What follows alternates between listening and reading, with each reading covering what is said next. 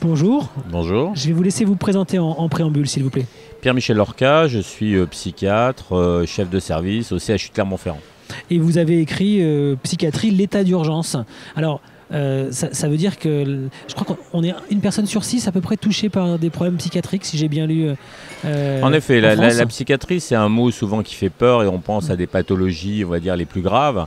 Mais en fait, la réalité, c'est que la psychiatrie, ça concerne de nombreux troubles, qui peuvent aller des troubles anxieux à la simple dépression, problèmes de sommeil ou à des pathologies plus graves comme la schizophrénie, troubles bipolaires. Et ça représente effectivement presque 12 millions de Français.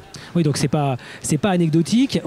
Combien de praticiens aujourd'hui Alors en psychiatrie, il y a à peu près 13 000 praticiens en France. répartis sur l'ensemble des territoires? Alors avec bien évidemment, comme pour tous les praticiens, toute discipline, des disparités régionales extrêmement importantes. Bien sûr une concentration en Île-de-France, le sillon rhodanien, la région PACA. Ça suit les bassins de population. Exactement, et donc avec quand même une désertification dans les zones rurales, y compris maintenant dans des zones pas vraiment rurales, mais avec quand même des villes de moyenne importance. On a une difficulté à l'heure actuelle et donc une difficulté d'accès aux soins parce qu'il y a moins de psychiatres. Avec de plus en plus de demandes. Les demandes augmentent et effectivement, alors la question qui peut se poser, c'est est-ce qu'il y a plus de gens qui sont malades? D'un côté, on Plus peut informés en tout cas. voilà, on peut penser que au moins les gens sont plus informés et hésitent moins, même si la psychiatrie continue à faire peur, ça hésite moins. On n'a Moins pas de des barrières. exactement. On est moins fou parce qu'on consulte un psychiatre. Exactement, c'est un peu moins, on va dire. Moins. Mais pour dire, quand on regarde l'hôpital public, c'est des chiffres, les derniers chiffres qu'on a, c'est de 2011, il y a à peu près 1,5 million des personnes qui ont contacté au moins un service de psychiatrie publique dans l'année. Donc ça veut dire quand même beaucoup, on laisse de côté la psychiatrie privée qui doit être à peu près équivalente, des gens donc, qui sont en contact avec la psychiatrie, c'est au moins dans l'année 3 à 4 millions. Alors comment on fait concrètement aujourd'hui pour essayer d'enrayer cette problématique de l'inégalité sur les territoires qui touche la psychiatrie comme d'autres secteurs médicaux? Comment on fait pour mieux répartir les psychiatres? Et peut-être en faudrait-il davantage aussi? C'était peut-être un autre point de votre plan d'urgence. Alors la question c'est, est-ce qu'il faut mieux répartir les psychiatres ou est-ce qu'il faut mieux réfléchir à la manière de soigner? En fait, la question d'abord, c'est que beaucoup de pathologies psychiatriques sont soignées pour commencer en médecine générale. Troubles anxieux, troubles dépressifs, troubles addictifs sont des pathologies qui sont d'abord plus ou moins prises en charge en médecine générale.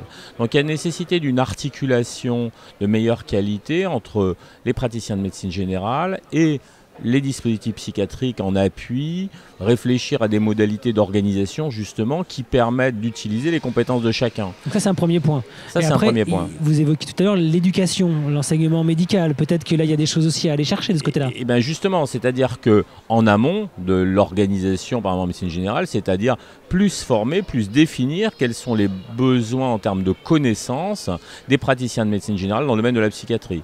Ils ont dans le cursus, par exemple, si je parle de la dépression, dans le cursus médical, peu ou prou, on va parler à peu près, si on met à bout tous les éléments avec la thérapeutique, 6 heures de dépression dans l'ensemble des années de médecine. Ça paraît un peu léger. Ça paraît un peu léger. On peut se former autant sur Internet, je pense, rapidement. En tout cas, on peut avoir des connaissances qui sont structurées sur Internet de cette manière-là. Donc, c'est pas assez.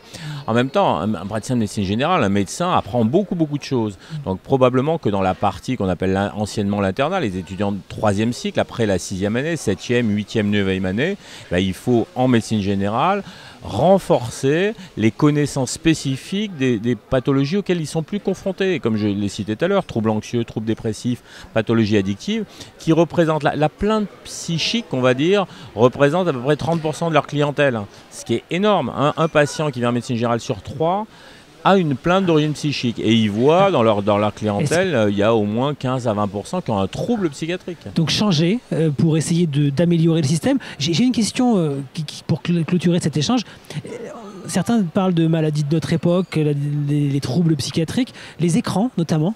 y serait-il pour quelque chose aujourd'hui dans une partie des troubles que vous soignez, vous, psychiatre, dans le on peut quotidien? considérer que l'utilisation très importante des écrans, en particulier c'est le sujet jeune, a une influence sur la manière dont on interagit avec le monde, ça c'est sûr, et ça renforce alors de manière très directe des problématiques type des troubles du sommeil, des manifestations anxieuses. Après c'est difficile, donc on a des liens comme ça qui sont observés, on n'a pas beaucoup de données françaises, mais par contre on a des liens par exemple en Corée, où chez les jeunes gens, on a vraiment des liens tout à fait démontrés de certains troubles très spécifiques. Après, de manière un peu plus large, c'est toujours pareil, une balance bénéfice-risque. Probablement que les écrans, l'accès à l'information, l'accès à la connaissance apportent quelque chose. Difficile de mesurer.